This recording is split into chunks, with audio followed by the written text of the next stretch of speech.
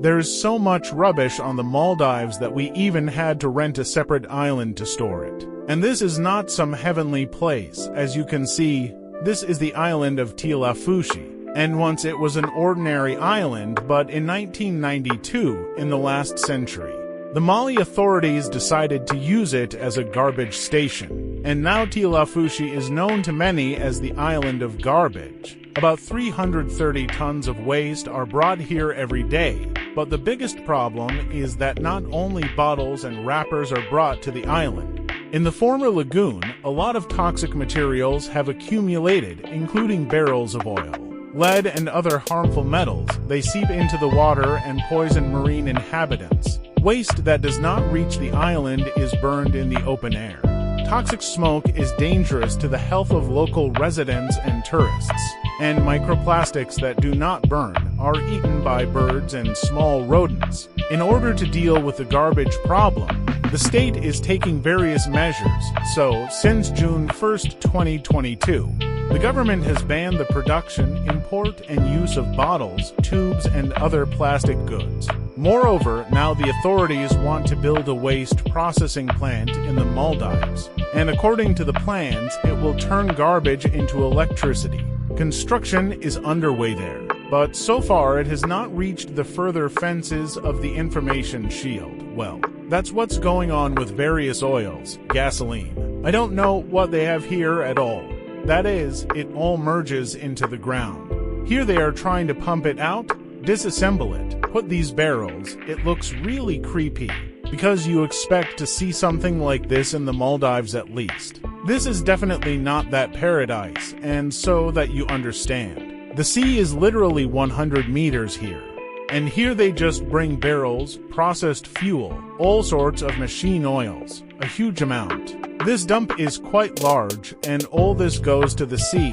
If someone experiences some illusions, then no, it all goes to the sea and no one really worries. That is, everything that can be sold, it is somehow cleaned, sorted, and everything else rots and is thrown into the sea. In general, it seems that many hotels here, and all the rest, they tell how they have everything environmentally friendly, waste-free production. How everything is sorted here, processed. It's just for rich tourists so that they don't get very upset when they shit. Friends, I came to the island of Toulouse to see the only Coca-Cola plant in the world and the prohibit. At Seawater, the company has been operating on the island for more than 30 years. It is the only supplier of Coca-Cola, Sprite, Fanta and Bonacca water in the Maldives every year. The plant can produce more than 9 million liters of drinks. And this is enough to fill for Olympic pools with soda, therefore, all Coca-Cola, Bonacca, Sprite, Fanta, and so on, which you will find in the Maldives, are made here at this plant. Coca-Cola gives local people not only drinks but also jobs. Now more than 100 people from 1,400 inhabitants of this small island work for the company.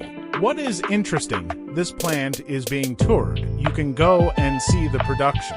The production is in principle standard. If you have ever seen how some drinks are all the same, they make a bottle, dilute the syrup with this water, pack it, everything is automated. That is, 100 people. I don't even know if 100 people actually work here. Probably most of them are such technical workers, cleaners, because they are directly the production line. Everything is automated as much as possible. If you happen to pass by or drive by the plant, you can book an excursion. The excursion is free. The only thing is that they don't let you film. They even take away your phones. Because it's a top-secret facility, Coca-Cola sponsored water here, drinking water, such a tap. Well, in fact, it seems to me that Coca-Cola could have done something better. I don't know. Some kind of tiger's head so that it would squirt water, and here is a tap, as if technical water in the toilet, saved by the way. I know there are people who collect Coca-Cola and they even distinguish Coca-Cola produced somewhere, I don't know, in Australia from European and American Coca-Cola. It may seem that there is one garbage island in the Maldives which is not closely monitored. and on all other islands there's heavenly life. But in fact, no, because on almost every island where there is not a resort, where there is not just a large resort hotel, there are dumps. And what do the guys do with the garbage?